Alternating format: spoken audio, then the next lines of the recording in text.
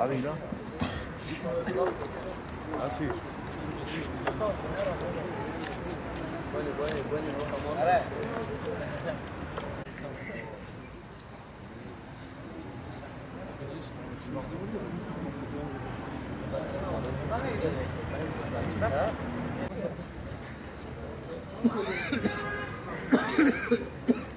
Şimdi İmam Hatip okulları tarih boyunca büyük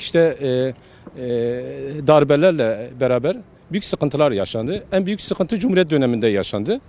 Cumhuriyet döneminde İmam Hatipler öyle bir sıkıntı yaşadı ki hatta Kayseri'de zamanla Kayseri'nin bir köyünde bir vatandaş vefat ediyor ve bu vatandaşın cenaze namazını kılacak bir imam dahi bulunamıyor. Bundan dolayı 1954 yılında Cumhuriyet Halk Partisi'nin kongresinde İmam Hatiplerin açılmasıyla ilgili bir karar alınıyor ve Türkiye'de 7 İmam Hatip açılıyor. Şimdi vatandaşlarımız çocuklarını ahlaki yozlaşmadan korumak için İmam Hatipleri bir liman olarak görüyor. Bu anlamda büyük bir teveccüh var. Zaman itibariyle 28 Şubat sürecinde İmam Hatiplere büyük bir darbe vuruldu. Fakat buna rağmen ortaokul kesimlerinin kapanmasıyla beraber büyük bir sıkıntı yaşandı. Hatta bu okullarımızın çoğusu milli eğitime başka amaçla devredildi. Halkın bu teveccühü öyle bir arttı ki 4+4 sistemiyle beraber şu anda ortaokul kesimi 1300 tane ortaokul açıldı. Bu son 2 yıl içerisinde. Şu anda yaklaşık 900 bin Türkiye'de İmam Hatipli öğrencimiz var. Ve 2000'in üstünde de İmam Hatipli kurumlarımız var. Buna rağmen halkta büyük bir teveccüh var, büyük bir arzu var. Örneğin şu an bu konu çok önemli. Dünyada İslam tarihinde İmam Hatipler bir ilki teşkil ediliyor. Malum medreselerle beraber İmam Hatiplerde hep erkek öğrenciler alınıyordu.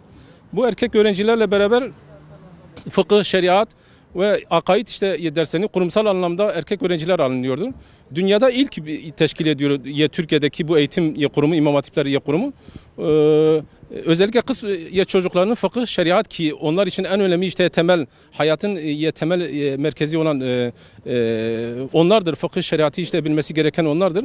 Onların bu anlamda İmam Hatiplerde öyle bir çalışma yapması kız çocuklarının da medrese anlamında ve hem ilmi anlamda hem kültürel anlamda hem de Arapça ve dini anlamda bir eğitim kurumuyla birleşip bu eğitimi tedrisat etmesi çok çok önemli bir kurum. Hatta şu anda Pakistan'da, Bosna Hersek'te, İslam dünyasında İmam Hatiplerin bu kurumsal yapını tercih etmekte. Onlarda da kız çocuklarının bu İmam Hatipler aracılığıyla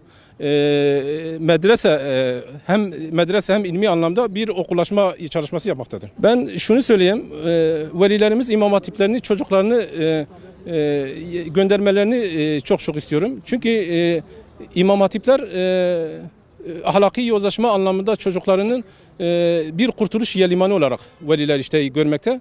Biz bundan dolayı takdir ediyoruz. Büyük bir teveccüh var ama bu teveccüh yeterli mi? Şu anda Diyarbakır'da 20 bin İmam Hatipli öğrenci var. Bu öğrencilerin devamı çok gönderilmesi lazım. Ayrıca birlik, beraberlik, kardeşlik anlamında İmam Hatipler bu toplumun temel taşı, adeta çimentosunu görmüş. Bir başbakanımızın dahi İmam Hatipli olması bu kaos ortamında, bu fitne ortamında çok önemli bir durum.